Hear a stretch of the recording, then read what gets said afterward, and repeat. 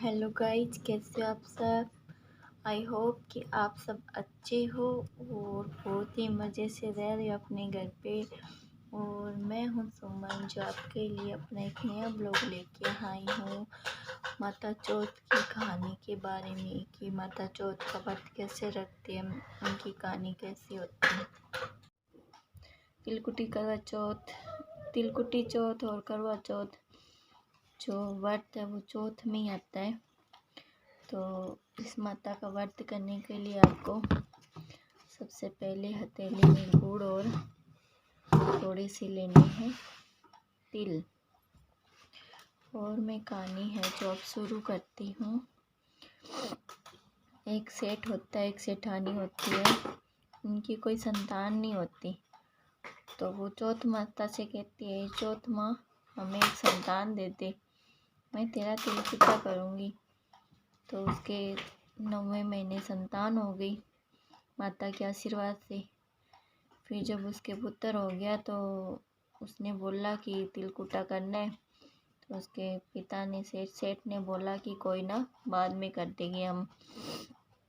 फिर वो बड़ा हो गया, फिर वो कहती है कि माँ मेरा बेटा स्कूल जाने लग जाए, मैं तिलकुटा कर दूँगी। फिर वो स्कूल जाने लग गया, फिर भी उन्होंने तिलकुटा नहीं किया।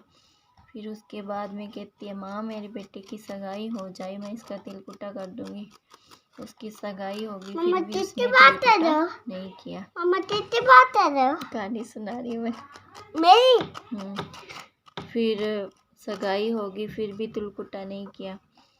फिर उसकी शादी हो रही थी, कहती है, हे माँ इसकी शादी करवा दे, तिलकुटा कर दूँगी। फिर भी उसने तिलकुटा नहीं किया। तो जब शादी हुई तो वो अपनी बुआ को लेने गया। तो पीपल के नीचे से निकला तो एक बार तो वहाँ से हंसने की आवाज़ आई और एक बार रोने की। तो वो उसकी बुआ को थोड़ा सा अचंभा हुआ। उसने कहा कि हे पीपल देवता, तुम पहले तो हंसे फिर रोए, ऐसा क्या कारण है। तो वो पीपल देवता से अंदर से आवाज़ आती है कि कितना सुंदर जवान है, और दूसरी बात ये है कि इस पे संकट आने वाला है। रोने की वजह ये है कि इस पे संकट आने वाला है। तो इसकी माँ ने तिलकुटा बोला था, वो किया नहीं।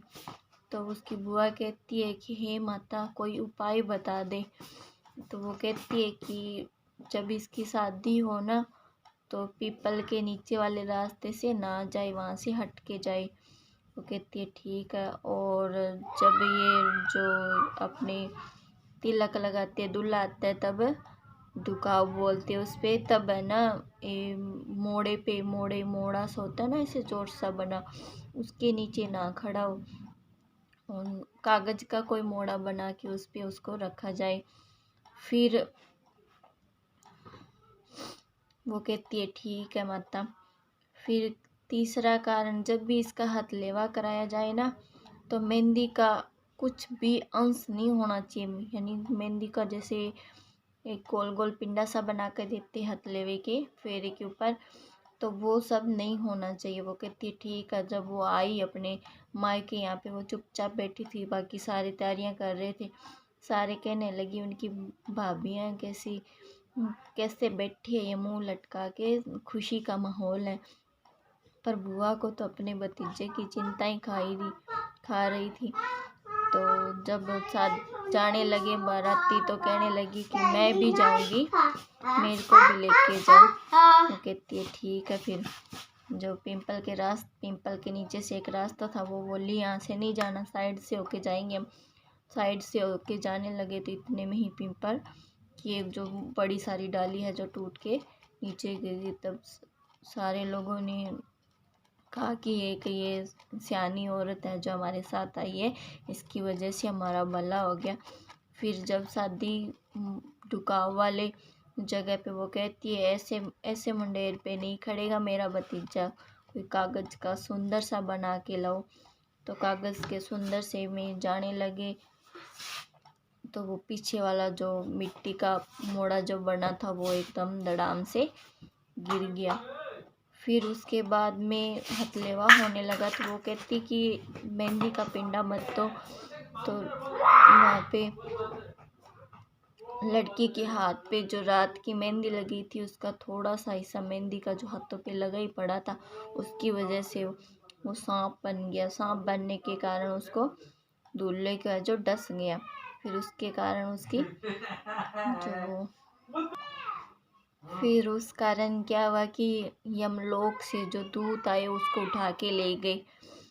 फिर आवाज़ आई कि इसकी माँ ने इसका तिलकुटा नहीं किया, शादी पे भी नहीं किया, इसके जन्म से लेकर आज तक इसका तिलकुटा नहीं किया। जब तक इसका तिलकुटा नहीं करेंगे तब तक इसको छोड़ के नहीं जाएंगे।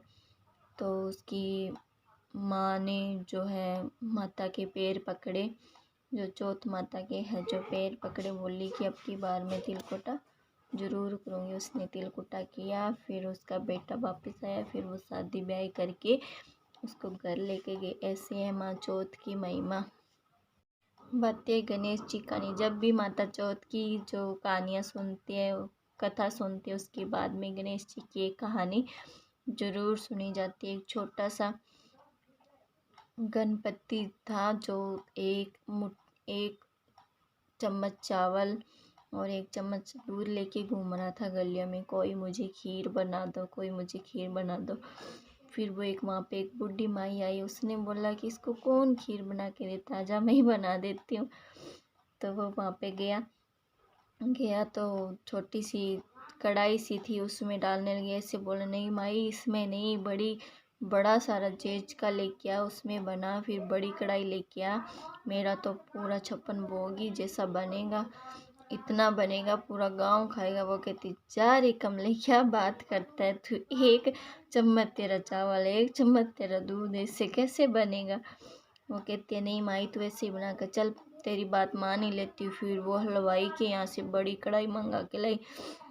फिर उसने वो डाला, जैसे जैसे डालती गई बहुत सारा अन्न हो गया, बहुत सारी खीर बन गई, पूरे गांव वालों को भी खिलाने लायक। तो वो बुढ़िया कहती है कि गणेश या पता नहीं कहाँ चला गया, तब तक मैं गांव वालों को न्योता दे आती हूँ। पीछे से उसकी जो बहू है बीननी, तो उसने क्या किया कि सास पता नहीं कब खिलाएगी, उससे पहले मैं ही खा लेती हूँ। उसने जो कोला है बाटी है जो भर के और रसोई में गेट के पीछे बैठ के खा लिया सारा। गणेश जी को भोग लगाते ऐसे बोल दिया जय गणपति बाबा, अपने भी ऐसे करते हैं ना खाना खाते हैं। फिर उसके बाद में क्या हुआ, गणेश जी आए तो वो बुढ़िया माई कहती आजा गणेश या भोग लगा ले। तो वो कहता है कि मैंने तो भोग लगा लिया। तो कहता है, बुढ़िया कहती है तो मैंने तो तेरे को कुछ खिलाया ही नहीं। और वो वहाँ से चला गया गणेश जी। तो उसके बाद में जो बाकी प्रसाद बचा सबको खिला दिया। जो बाकी बचा था उन्होंने अपने घर में खड्डा खोल के बूर दिया। फिर एक दिन और आया, कहता है कि बुढ़िया से बोलता है कि क्या हुआ माई तू इतनी उदास क्यों है। बुढ़िया कहने लगी घर में कुछ खाने को नहीं, कुछ पीने को नहीं, अन्न धन की कमी है। तो वो कहती है जिस दिन तूने वो प्रसाद बनाया था ना उसको खोद के लेके आ। तब वहाँ पे वो खोद के लेके आई सोने के जो गहने, सोने के सिक्के सारे निकले। उसकी वजह से बुढ़िया इतनी धनवान हो गई कि पूरे संसार में भी कोई नहीं था। ऐसे है गणेश जी की महिमा। सो गणेश जी जैसे उस माई पे कृपा किए वैसे ही हम पर भी अपनी कृपा बनाए रखना। जय चौथ माता, जय गणपति बापा।